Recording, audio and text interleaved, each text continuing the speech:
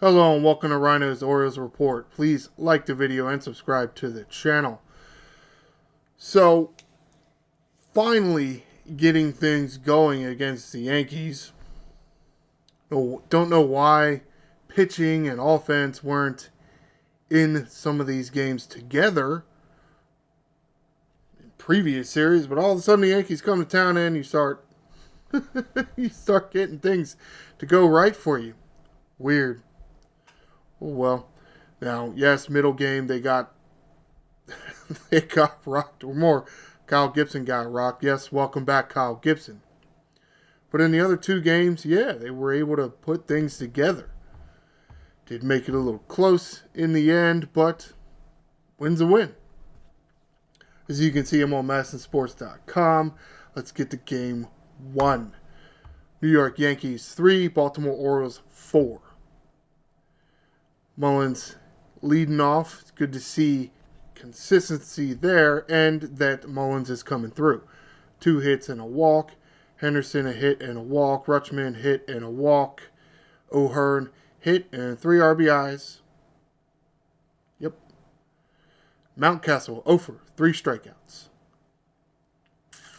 Yeah. Heston Kjerstad 0 for. Dylan Carlson defense replacement late. Did not receive an at-bat. Ron Arias 0 for 2 strikeouts. Jackson Holliday 1 hit. Ramon Laureano 2 hits and an RBI.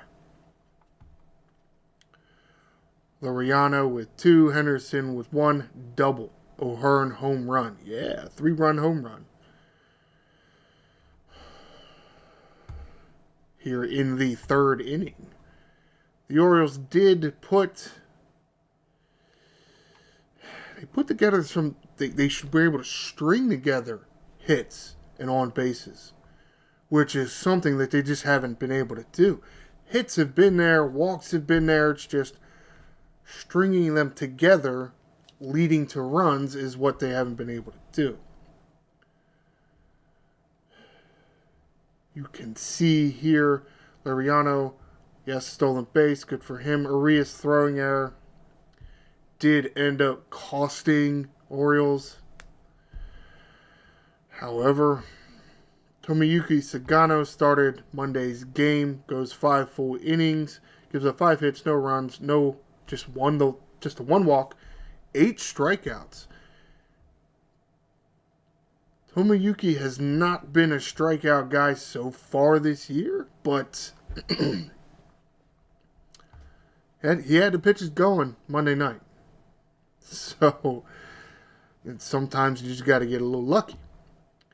Keegan Aiken in relief of Sagano goes an inning and a third. No hits, no runs, no walks, 3 strikeouts.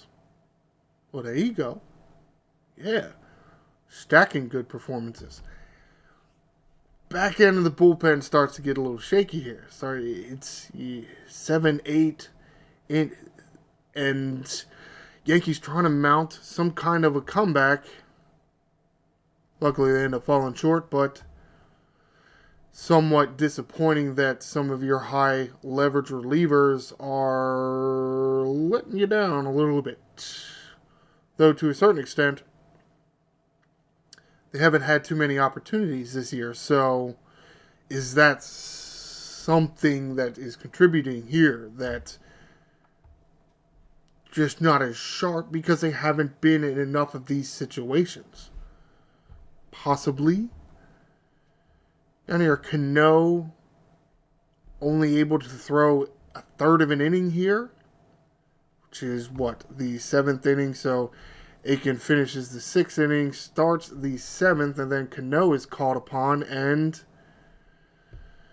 yeah, can't lock it down. Very disappointing in that while he was out there for batter's face, 3 batters, only able to get the 1 out. He does give up a hit, and then the unearned run. The error doesn't help. Gregory Soto comes on to finish out the 7th and then pitch the full 8th. Does give up 3 hits and 2 runs. Not great. He doesn't walk anybody, which is good. Strikes out 2. Disappointing that it was Cano and Soto that couldn't come through. But everybody else on the pitching staff seemed to be able to. Especially seeing how Batista is not completely back to form yet. He's getting there. He's getting close. As you can see, he notched his 4th save, pitching the full 9th inning. No hits, no runs, no walks, 2 strikeouts. One of these was Judge.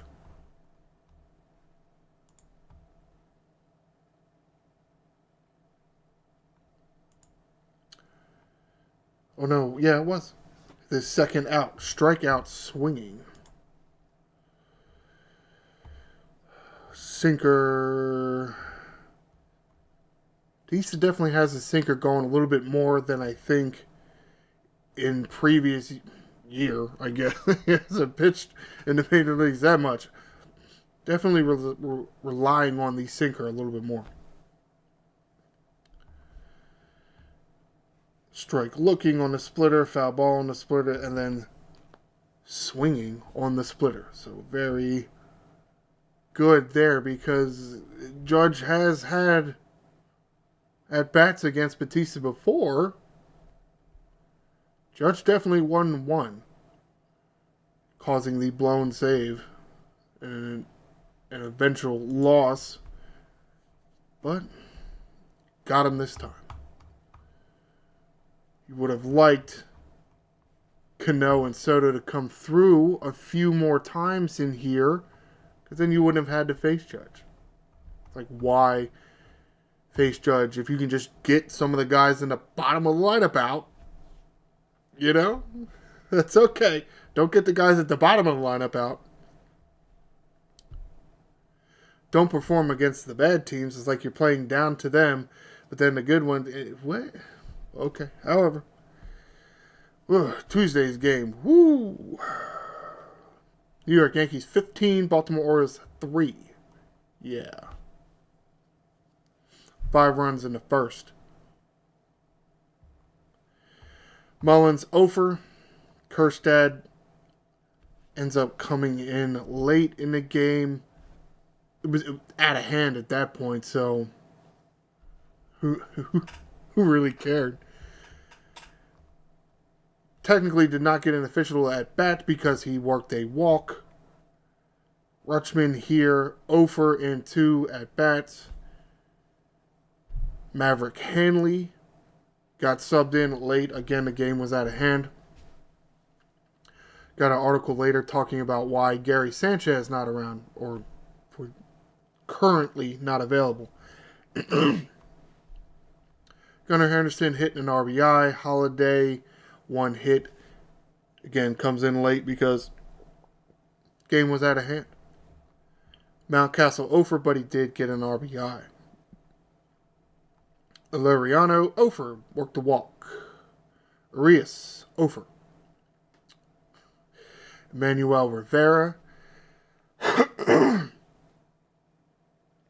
Yes, something I may have missed over the weekend series. Jordan Westberg on the injured list. Emmanuel Rivera recalled.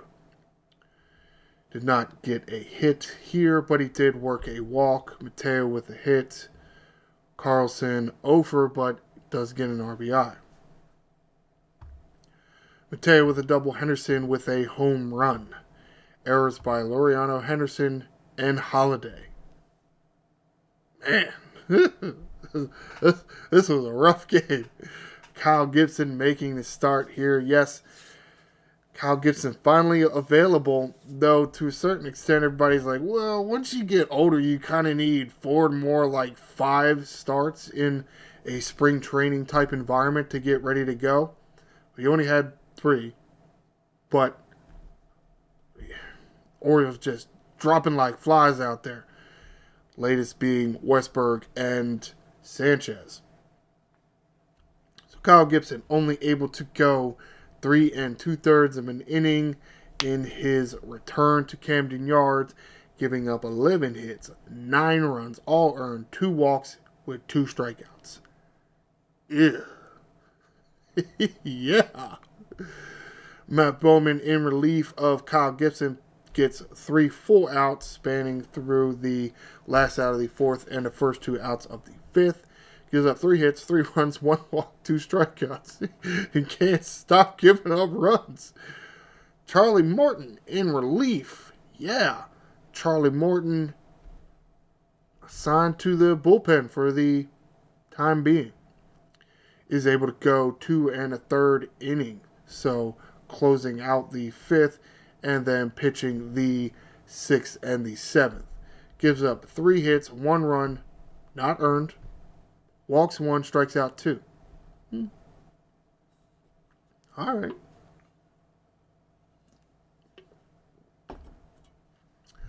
Ciano Perez in for the 8th inning. Pitches the full 8th inning, does give up a hit and a run, not earned. No walks, 2 strikeouts. Yeah, the air is hurt. Of course, nobody cares. You're how many runs behind?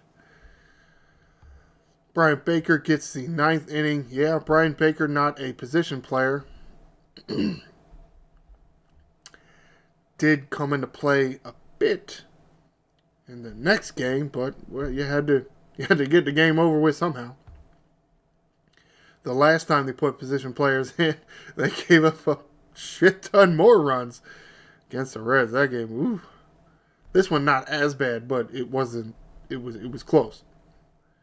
Brian Baker pitching the full 9th inning, gives up a hit, a run, no walks, 1 strikeout. Game 3. Final game of this series. New York Yankees 4, Baltimore Orioles 5. Mullins a hit. Henderson a hit. Rutschman 2 hits and an RBI. Walked once. O'Hearn 0 for, but 2 walks. Ramon Laureano 0 for 3 strikeouts. Disappointing because he was going good. Though you moved him higher up in the lineup. Could be potential something going on there that maybe you just... Some pitchers just, and maybe even managers and, what relief pitchers they put in. Middle of the order treated a little different than, let's say, the bottom of the order. Jackson Holliday a hit and an RBI. Mountcastle hit 2 RBIs. Finally, Mountcastle needs to get going. Kerstad with 2 hits. Carlson, defensive replacement late, does not get an at-bat. Ramon Arias, 2 hits and an RBI. Mountcastle and Arias with home runs. Yes, finally. Get some right-handed guys hitting some home runs to left field. Arias' home run would not have been a home run last year. Mountcastle's, they say it would have been a home run last year, but I feel like where I saw it land, what they got going on now is, yes, they did move the fences in, and instead of putting seats back in there, they put some kind of porch that fans can go out on, kind of like a standing room only kind of thing. And there is a gate that would have out there for entrance into this porch, and if I got the positioning right, it would have been at the top of the wall last year. So I say the ball went through the gate, but it's possible that, because I'm not standing right there watching on TV, it just only looks like that. I feel like it would have hit the top of the wall last year, but okay. So it was close. It was close. But it's good. Mountcastle needs to get going, because otherwise he's really close to being on a chopping block. I mean, yes, he plays a fairly good defensive first base, but if he's not hitting, then what good is he? You can find somebody else that can contribute offensively and defensively. Henderson and Kerstad stolen bases. O'Hearn caught stealing. Yeah, Kerstad stolen base. Actually stole the base and starting a kerfuffle out there because, of course, Mr. Yankees out there thinking they can just do whatever they want, jumps up with reckless abandon, not caring where the runner is, and literally comes down on Kerstad's head. Yeah, I'd probably say something to you, too. Come on now. They just ain't football. Okay? It's baseball. You can't just... Son of a bitch. Of course. You can't just run straight into runners. You don't have the ball. Whatever. Nothing came out of it. No punches were thrown. But you don't blame the guy. He's sliding in there. Dude jumps on top of your head trying to catch a ball that he ended up not even catching. And then when he wants to get up and go after the ball, he shoves Kjerstad, which... Not sure how that's allowed, but it's the New York Yankees, so you just allow it. Soto with throwing error, yeah, trying to do a pickoff attempt. However, get to something here during Povic's stint here. Cade Povich with the start in this game, only able to go 4 2/3. A little disappointing that he couldn't finish out the fifth. He was at 87 pitches, but 4 2/3 ain't too bad against the Yankee lineup. It's fine. Gives up the 3 hits, 3 runs, 3 walks, 2 strikeouts. Now, it does seem like I'm talking very good about the performance, but in true angry Ryno fashion, I have to criticize you for something. Here we have a few plate appearances by Aaron Judge against Cade Povich.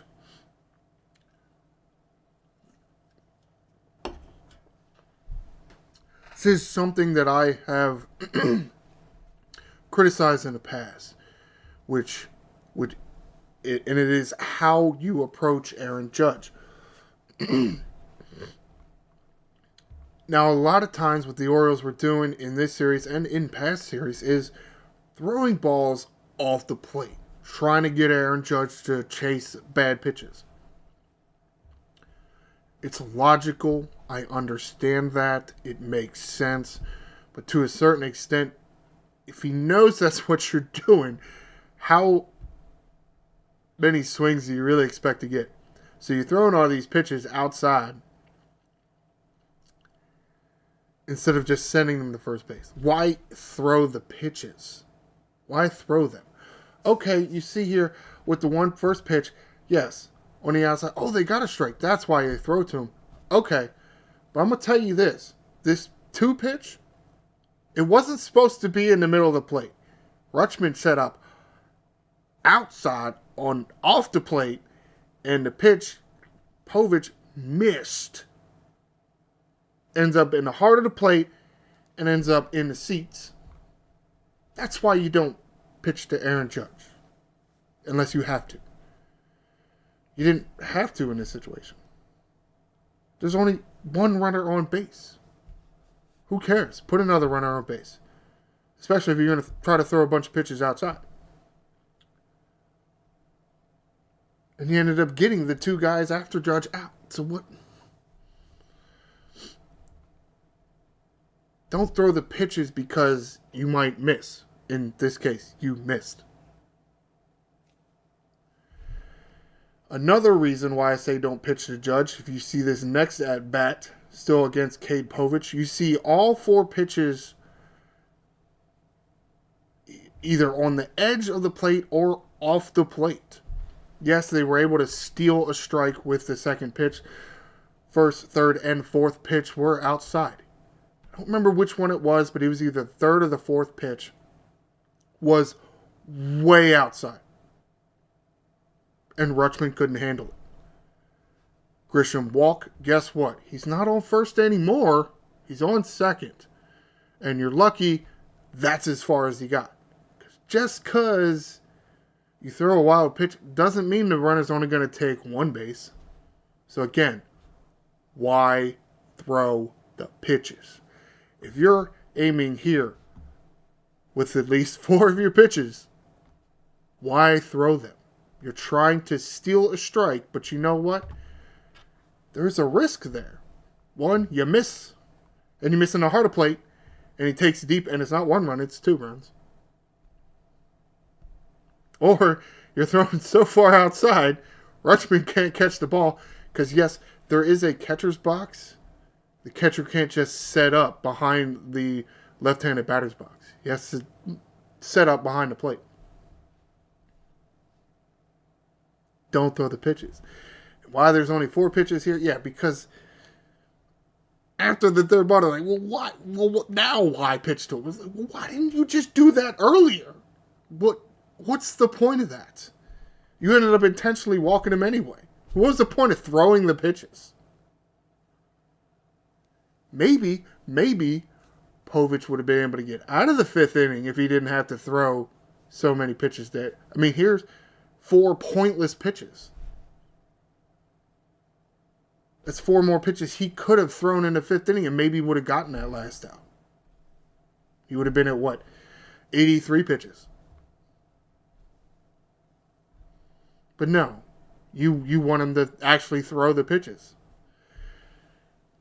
They changed the rule a while ago that you didn't have to throw the pitches for an intentional walk for a reason.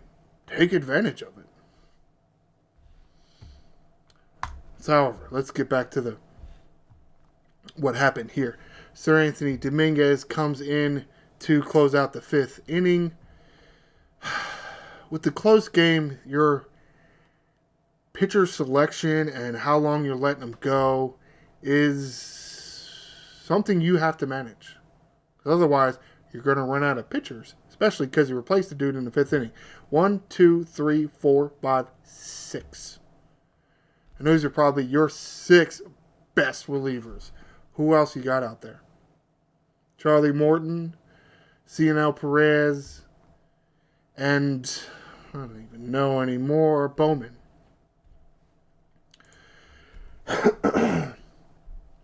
But looking here, Morton pitched through 2 innings, more than 2 innings the day before. He's not available. Bowman, Perez, probably available. Probably. Since neither of them pitched Monday, they probably could have threw a few innings, but Bowman and Perez, a little more towards middle relief than, let's say, setup men. But you got lucky. Baker kind of a little shaky and a little, I want to say concerning. High pitch count and let's say Aiken high pitch count. Baker high pitch count because he pitched in Tuesday's game. He closed out the 9th inning. So luckily off day today, Thursday. So yes, Sir Anthony Dominguez, the one out in the final out in the 5th inning, does give up a hit, but no runs, no walks, no strikeouts. Got out of it anyway. Very minimal damage there in the 5th inning. They did end up giving up 1 run in the 5th. Keegan Aiken on for the 6th inning. Does pitch the full 6th inning. Does give up 2 hits, a run, and a walk. Strikes out 3. Not before, 2 hits, the run, and the walk. But again, you got through it, I guess. One thing that really kind of puzzled me about this game here, and the way Brandon Hyde managed his bullpen, Cano and Soto combined for 8 pitches. And neither of them pitched in Tuesday night's game. Odd. 2 of your higher end guys, and you only had him throw 8 pitches where you had Baker throw 18 who pitched the previous night. That makes sense to anybody? That doesn't make sense to anybody. That sounds like bad bullpen management to me. Cano in for the 7th inning. Gets the first 2 outs in the 7th inning. Yeah, Brandon Hyde likes to match up. And you certainly understand that. It's just, if you're going to do that, you have to make sure you got enough arms out there, and you have to make sure that, let's say, if you're going to use Soto and Cano in the 7th, you got to make sure that the guy in the 8th inning, can take care of it. But it's Baker. He pitched the night before. Who is his backup? in years past, maybe you could say, oh, if he gets into trouble in the 8th, hopefully he's got 1 or 2 outs, I'll just bring Batista in, right? It is something Brandon Hyde has done. The Orioles have not shown that they are ready to do that yet. Makes sense. It's fair. Batista is coming off of Tommy John surgery. Maybe you should have saved, Cano or Soto or something. You see, actually, Keegan Aiken actually started the 7th inning. Gave up a walk. The problem I have with that is Keegan Aiken comes out and he was already at, 29 pitches? How many pitches did he throw here? 1, 2, 3. He threw 6. He had already thrown 29 pitches. You really think you should have let Keegan Aiken start that inning? I don't think that was the right move. I get it, lefty righty matchup and all that nonsense. Sure, I get it, but sometimes you gotta just look at how much you've been riding some of these guys. Okay, Aiken didn't pitch in Tuesday night's game. He did throw 17 pitches in Monday night's game. Should he really be throwing 30 for you? No. Not surprised that he walked somebody here. So you bring in Cano, gets a ground out, then a fly out, then Aaron Judge out. You wanted Cano there, right? Righty pitcher for Aaron Judge, one of your higher end relief pitchers. Yeah, you want that. Now the problem is here. Yeah, Peraza had walked, so you had a ground out by Goldschmidt. Peraza gets a second. You get a fly out to deep center. Ryno. Peraza gets the third. So when Cano gives up the single to Aaron Judge, which, yeah, you don't really want to give up the single there, but if that's all Aaron Judge is going to do to you, that's fine. We can live with that. Who can't live with that? I can live with that. Especially when you had 2 runs to play with. Then guess what? Aaron Judge ain't going to come up for another 9 spots. I'm good. I get that you want a lefty out there. I get that. I get it. Because Ben Rice hits left-handed.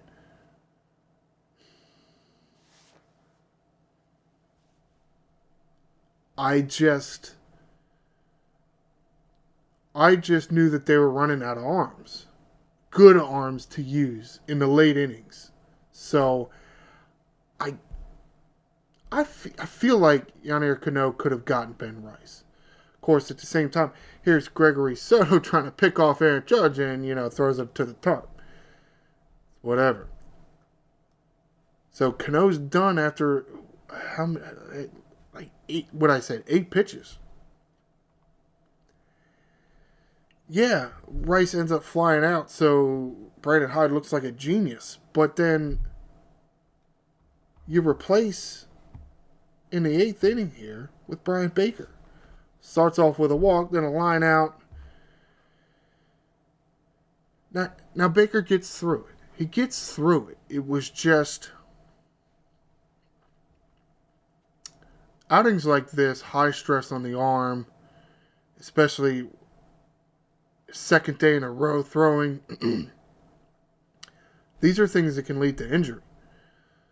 So, by not manipulating your bullpen the right way, you can potentially cause injury for some of these guys. That's why I don't like it. Because again, if Baker gets into trouble here, who do you go to? If you left Soto in and Soto gets in trouble, maybe Soto gets you an out, then you can go to Baker. You have somebody else. Once you use Baker to start the 8th inning, you didn't really have anybody else except Batista. So I just didn't really like the back end of the bullpen management there. I really didn't. Now you bring Batista in, who throws very few pitches. 1 pitch here to get a fly out. Then, 6 pitches here to get a ground out. And then Grissom on 3 pitches. So it did work out. Sometimes, you do have to get lucky like that, which some of these other series, the Orioles just weren't getting lucky. Got a little bit lucky in this one. And combine that with not getting hosed on too many calls and actually playing somewhat decent. So yes, Brian Baker in the 8th inning, no hits, no runs, 1 walk, 2 strikeouts. Very key and clutch strikeouts for Brian Baker. I mean, that's why you want to use him, because he's been doing that for you this year. It's just, you don't want to wear the guy out. Batista in for his 5th save, pitching the full 9th inning. No hits, no runs, no walks, 1 strikeout. Very nice series, though. There's always a few things that you could do a little bit better and hopefully try to learn from. Let's get to a few of these articles. This article here written by Rock Kabatko talking about some of the pitchers here. And there's what? I think Rock mentions it in this article. 13 dudes on the injured list. That's a lot. That's half a roster. Whew. Who was it? Bradish, Eflin, and Wells throwing bullpen sessions. No setbacks reported of. Kittredge throwing live batting practice. Now that is one of the last steps. The next step after a live batting practice typically is, let's say, a rehab assignment. For a relief pitcher, they usually need a little less time doing the rehab assignments because they're only 1 inning dudes. If you're a starting pitcher, you need at least 4 innings a time, maybe 3 or 4 times. And you got to spread that out every 3 to 4 days, maybe 4 to 5 days.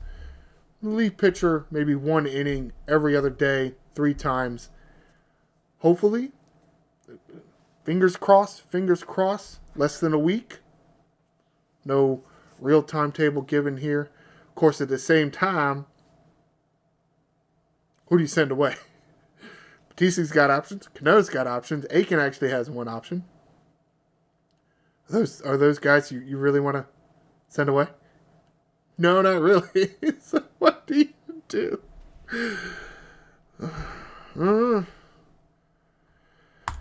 This article here written by Rock Kabatko as well, talking about Sanchez and the wrist thing. Apparently it's been going on for quite a bit. And got to a point where you realize you're not helping the team and you say a little more. Or you give a little more indication that you might need to go on the injured list. And that's what happens. And so Maverick Hanley recalled. You saw him in one of the blowout game. You saw him get into his first major league action. So good for him. This other article here, also written by Rock Kabatko. Kyle Gibson coming back, and the corresponding move was Cade Stroud optioned. I didn't even know they optioned Cade Stroud onto the team. It's possible they did it Monday, and I just didn't see the article or the press release or however you want to define it, and I just hadn't seen it. It was something that happened right before the game because of taxi squads and all this nonsense. You don't have to do it until... I'm not even sure when their time hack is. Sometime before the game. It's sometime either right before the game or let's say an hour. And I just missed it from when I did my last video. Well, Cade Stroud didn't get into a game, so it doesn't really matter, I guess. It's almost like he wasn't here. Very weird. Very weird. Oddly enough, Gibson is scheduled to throw in the upcoming series. I'm going to say game 3 of the series, so we'll see how that one goes. Talking about the upcoming series, today, Thursday, off day. But then Kansas City Royals coming to town starting Friday night for a three-game set. Friday's game scheduled 3:05. Saturday's game scheduled 7:15. I'm sorry, not 3:05. 7:05. Scheduled time Friday's night's game. Saturday night's game scheduled 7:15. Sunday's game scheduled 1:35. So, and then have an off day Monday before they go on the road to Minnesota. So that will do it for this edition of Ryno's Orioles Report. Please stay tuned for Monday, and I will talk about the series between the Baltimore Orioles and the Kansas City Royals. Please like the video and subscribe to the channel. I am the Angry Ryno, and this is Birdland.